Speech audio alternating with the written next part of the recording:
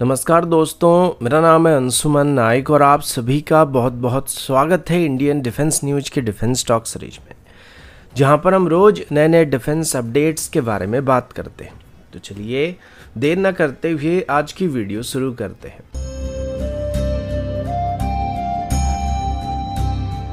आज की पहली update 6th generation fighter jet की तरफ से है।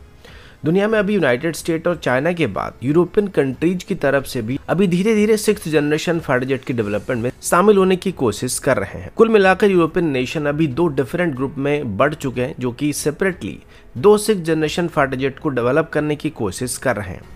एक तरफ फ्रांस, स्पेन और जर्मनी जैसे देश हैं जो कि FCAS यानी कि फ्यूचर कॉम्बैट एयरक्राफ्ट सिस्टम को डेवलप करने की कोशिश कर रहे हैं। तो दूसरी तरफ अब यूके, इटली और जापान उनके साथ भी मिलकर अभी ग्लोबल कॉम्बैट एयर प्रोग्राम के अंदर टेम्पेस्ट जैसे फाइटर जेट को डेवलप करने की कोशिश कर रहे हैं। थोड़ा बैकग्राउंड में चलें तो 2 साल पहले यूके ने भारत को अपने टेम्पेस्ट प्रोजेक्ट में इनवाइट किया था, लेकिन जैसे कि इस पूरे प्रोग्राम में मल्टीपल देश इन्वॉल्व थे तो इसमें सभी का सहमति होना काफ़ी ज़रूरी था। खास करके जो मेजॉरिटी यूरोपियन देश है उनका सहमत होना काफ़ी ज़रूरी था।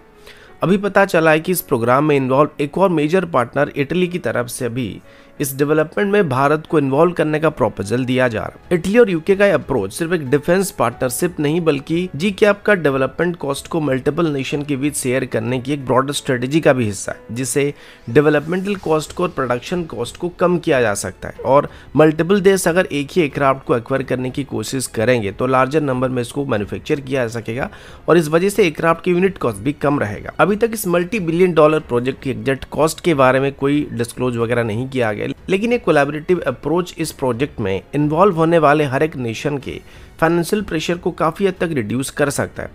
बात करें भारत के लिए इसका सिग्निफिकेंस क्या है, तो अगर भारत GCAP का हिस्सा बनता है तो ये भारत के लिए एक नेक्स्ट जनरेशन फाइटर जेट और उसकी टेक्नोलॉजी को हासिल करने का एक बहुत बड़ा मौका साबित हो सकता है। लेकिन इसका बहुत पॉजिटिव और नेगेटिव इम्पैक्ट भी भारत के ऊपर पड़ सकता है, क्योंकि GCAP के अंदर जिस एयरक्राफ्ट को भी बनाने का प्लान किया जा रहा है उसे 2035 तक ऑपरेशन किया जाएगा,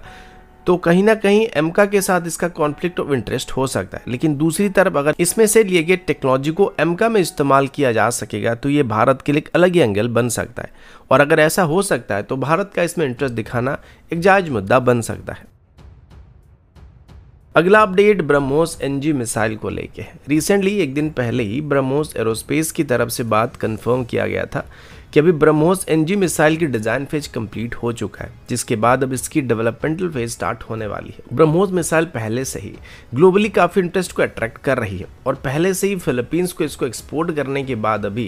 भारत की तरफ से इसे वियतनाम को भी एक्सपोर्ट करने की कोशिश किया जा रहा है, जो कि काफी हद तक फाइनल हो चुकी है। लेकिन प्रॉब्लम ये है कि ब्रह्मोस मिसाइल काफी हैवी मिसाइल है और ज्यादातर देश जो कि इसकी एयर लॉन्च्ड वेरिएंट को हासिल करना चाहते हैं उनके लिए इसे एक्वायर करना संभव नहीं हो पाता है, क्योंकि ब्रह्मोस एक को सिर्फ सुखोई 30 जैसे एयरक्राफ्ट ही फायर कर सकते हैं। लेकिन ब्रह्मोस NG की बात करें तो ये ब्रह्मोस एक लाइटर वेरिएंट और स्मॉलर वेरिएंट है, जिस वजह से इसको किसी लाइट कॉम्बैट एयरक्राफ्ट के स्टैंडर्ड का एयरक्राफ्ट भी आसानी से कैरी कर सकता है। इसी वजह से इसकी एक्सपोर्ट पोटेंशियल भी ब्रह्मोस 1 के मुकाबले काफ़ी बेहतर होने की उम्मीद किया जा रहा है। और अभी ये पता चला है कि ब्राज़ील की तरफ से भी ब्रह्मोस NG को एक्वायर करने का प्रपोजल दिया जा रहा है। अब ब्राज़ील जो कि पहले से ग्रिपन E जैसे एयरक्राफ्ट को ऑपरेट कर रही है, वो अपनी ग्रिपन E की वेपन पैकेज में भी ब्रह्मोस NG को इंक्लूड करना चाहते हैं। भारत पहले से ही साउथ अमेरिकन डिफेंस मार्केट में अपनी प्रेजेंस को बढ़ाने की कोशिश कर रहा है, और अगर अभी ब्राज़ील की तरफ से भारत के साथ ब्रह्मोस NG को लेकर कोई डील को किया जाता है तो ये भारत के डिफेंस एक्सपोर्ट के लिए एक बहुत ही बड़ा कदम होने वाला है। इसके अलावा हम चाहे तो ब्राज़ील को ब्रह्मोस NG के साथ साथ तेजस को भी एक्वायर करने के लिए प्रपोजल को ऑफर कर सकते हैं, और नेगोशिएशन के दौरान टेबल पर कई और बातें भी रखी जा सकती है जो कि लॉन्ग टर्म बेसिस में भारत के लिए फायदेमंद हो सकते हैं, क्योंकि फिलहाल ब्रह्मोस NG की प्रोडक्शन स्टार्ट होने में अभी कुछ समय लगने वाला और ये 2026 के बाद स्टार्ट होने की उम्मीद किया जा रहा है। अगला अपडेट भारत के AL-31FP एरो इंजन को लेकर, जो Su-30 MKI फाइटर जेट में इस्तेमाल किए जाते हैं। अब इन इंजन्स को भारत में ही मैन्युफैक्चर किया जाता है और रिसेंटली ऐसे 240 इंजन के लिए एक कॉन्ट्रैक्ट को भी रशिया के साथ साइन किया जा चुका है, जिनको अपग्रेड के दौरान Su-30 MKI में इस्तेमाल किया जाएगा। पर ये जो एडिशनल इंजन के लिए अभी ऑर्डर को प्लेस किया गया था, इन इंजन्स में भारत की तरफ से और ज्यादा इंडिजिनस कंटेंट का इस्तेमाल करने का प्लान किया गया था और इसकी परफॉर्मेंस को इंप्रूव करने का भी प्लान किया जा रहा था, जिसके लिए डीआरडीओ, जीटीआरई और एचएएल की तरफ से कुछ एडिशनल अपग्रेड को प्लान किया गया था। लेकिन अभी इस प्रोसेस में कुछ दिक्कतें सामने आ रही हैं। अब तक एचएएल की कोरापुट डिवीजन में मैन्युफैक्चर किए गए AL31FP इंजन में 54% तक इंडिजिनस कंटेंट का इस्तेमाल किया जा रहा था, लेकिन अभी एचएएल की तरफ से इसे 63% तक इंक्रीज करने का प्लान किया गया था। लेकिन इंटेलेक्चुअल प्रॉपर्टी राइट्स और रॉ मटेरियल सोर्सिंग इशू ने इस पूरे प्रोसेस को काफी मुश्किल बना दिया है।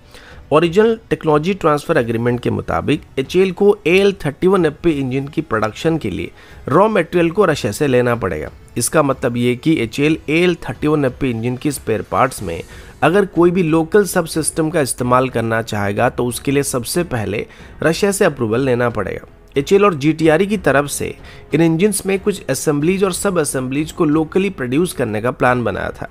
लेकिन रशिया का कहना है कि अगर ऐसे मॉडिफिकेशन किए गए तो इंजन की वारंटी वॉइड किया जा सकता है। रशिया के पास आज भी इन इंजन्स की इंटेलेक्चुअल प्रॉपर्टी राइट मौजूद है, जिससे इन इंजन्स की प्रोडक्शन कंट्रोल आज भी रशिया के हाथ में है। तो अभी के हालात में रशिया का कहना है कि अगर एचएएल और जीटीआरई अपने दम पर ही AL31FP इंजन की ओरिजिनल स्ट्रक्चर के साथ कोई भी मॉडिफिकेशन करने की कोशिश करते हैं और बिना रशिया के परमिशन के इसमें कोई दूसरी एलॉय या इंडियन सब सिस्टम का इस्तेमाल करने की कोशिश करते हैं, तो आगे चल के इन इंजन्स की सर्विस, मेंटेनेंस और वारंटी के लिए रशिया जिम्मेदार नहीं रहेगा। उन सभी को एचएएल को अपने दम पर ही संभालने की जरूरत पड़ने वाली है।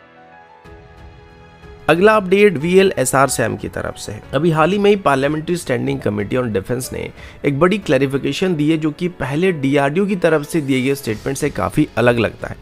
जब VLSR-SAM को डेवलप करना स्टार्ट किया गया था तो डीआरडीओ की तरफ से कहा गया था कि VLSR-SAM मिसाइल का रेंज 30 से 40 किलोमीटर के बीच होने वाली, जो कि आगे चल के बैरक-1 short range air defence system को रिप्लेस करने वाली है। लेकिन अब कमेटी की रिपोर्ट के मुताबिक इस मिसाइल की एक्चुअल रेंज या एक्चुअल स्ट्राइक रेंज 80 किलोमीटर तक होने वाली, जो कि ऑलमोस्ट हमारे वॉरशिप में मौजूद बैरक-8 या LR-SAM के साथ सिमिलर होने वाली है। ये मिसाइल सिस्टम खास तौर पर इंडियन नेवी के लिए सबसे पहले डिजाइन किया गया था, जो फाइटर एयरक्राफ्ट, हेलीकॉप्टर्स, यूएवीज और सी स्किमिंग टारगेट को काउंटर करने के लिए इस्तेमाल किया जा सकता है। इस मिसाइल को मेनली अस्त्र Mk 1 मिसाइल को ही बेस करके बनाया गया है, लेकिन इसमें एडिशनल मैन्यूवरेबिलिटी के लिए थ्रस्ट वेक्टरिंग नोजल का इस्तेमाल किया गया, जो कि इस मिसाइल को हाईजी मैन्यूवर्स को करने में मदद करने वाला है। VLSR-SAM का एक इंपॉर्टेंट फ्लाइट टेस्ट को 23 अगस्त 2022 को चांदीपुर के इंटीग्रेटेड टेस्ट रेंज में किया गया था, जो कि उड़ीसा की कोस्ट लाइन पर मौजूद है। इस टेस्ट के दौरान मिसाइल को एक high speed unmanned aerial target के अगेंस्ट में टेस्ट किया गया था,